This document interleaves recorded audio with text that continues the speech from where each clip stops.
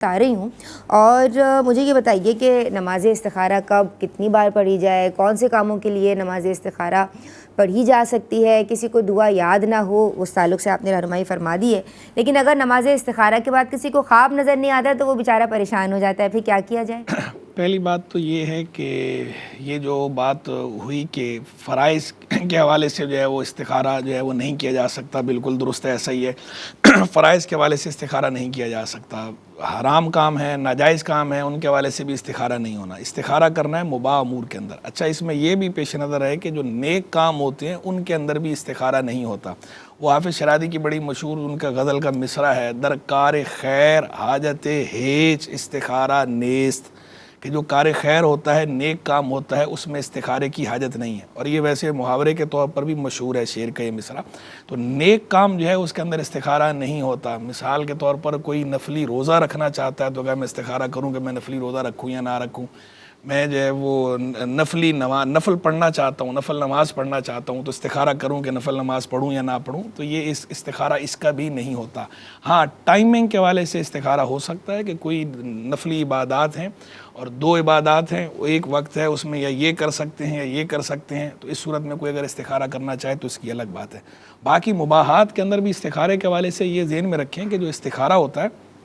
استخارہ بنیادی طور پر دل کی تسلی کے لیے ہوتا ہے، تو لہذا بندہ ڈاؤٹ فل ہو تو ہی استخارہ جو ہے وہ ڈاؤٹ فل ہونے کی صورت میں استخارہ کیا جائے۔ اگر کسی کو کوئی ڈاؤٹ نہیں ہے، بالکل کلیئر ہے، تو ویسے استخارہ اگر کرنا چاہے برکت کے لیے تو ٹھیک ہے، اس میں حرج نہیں، لیکن ایسے بلا وجہ جو ہے وہ بندے کو زیادہ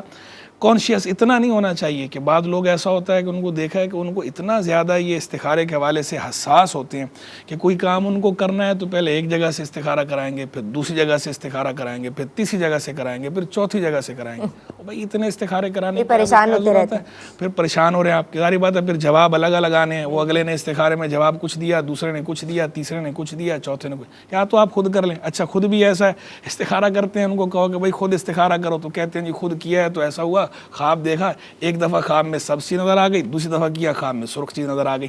اب کیا کریں، ڈاؤٹ ہو گیا، تو یعنی خواب ہی جو ہے پریشان ہو گیا۔ تو دیکھیں، استخارہ اصل میں تھا آپ کے دل کی تسلی کے لیے، نہ کہ یہ کہ آپ کو مزید پریشانی میں مبتلا کرنے کے لیے۔ لہذا بندے کو جو ہے وہ اتنا زیادہ اعصاب پہ سوار کسی چیز کو نہیں کرنا چاہیے کہ جس سے جو نیچرل جو معاملہ ہے اس کو آپ نیچرل رکھیں۔ وہ تعلیم اصل میں تو اس لیے کیا گیا تھا، اس کی حکمت سمجھیں کہ اس کی حکمت تھی آپ کی قلبی تسلی، اس کی حکمت تھی تاکہ آپ کا شک شبہ دور ہو جائے، نہ کہ یہ کہ آپ اور پریشان ہو جائیں، مزید پریشان ہو جائیں۔ اور یہ اتنا اس سے استخارہ، اس سے استخارہ، اس سے استخارہ، آپ خود استخارہ کریں جو استخارے کا پراپر طریقہ ہے۔ پھر یہ جو خواب کی جہاں تک بات ہے، تو استخارے کا خواب سے اس کا حدیث میں کوئی ذکر نہیں آیا، حدیث کے اندر جو ہے وہ خواب کا تذکرہ نہیں ہے۔ ہاں، بعض مشائخ کا اپنا ایک تجربہ ہے، انہوں نے بیان کیا ہے، تو ٹھیک ہے، جو مشائخ کے تجربے ہوتے ہیں یہ قطعی نہیں ہوتے، یا یہ ایسے نہیں ہوتے کہ یہ کوئی اس کا لازمی پروٹوکول ہیں یا اس ڈیکورم کا حصہ ہیں، اس اسپیکٹرم کے اندر ہیں ہی ہیں۔ ٹھیک ہے، کسی کو خواب آیا نہیں آیا کوئی بات نہیں۔ استخارے کا خواب سے براہ راست ایسا تعلق نہیں ہے کہ خواب آئے گا تو ہی جو ہے وہ استخارہ اس کا مکمل ہوگا۔ اس خواب جو ہے وہ استخارے کا اس پروسیس کا باقاعدہ حصہ نہیں ہے۔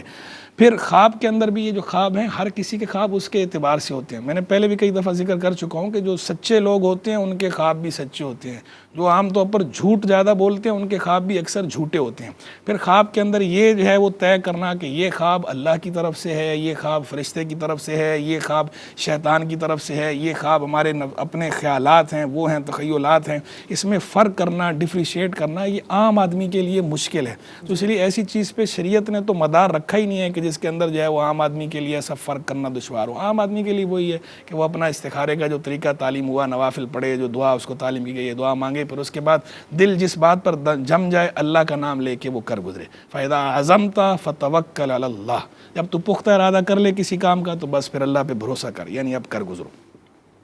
سبحان اللہ، ماشاء اللہ۔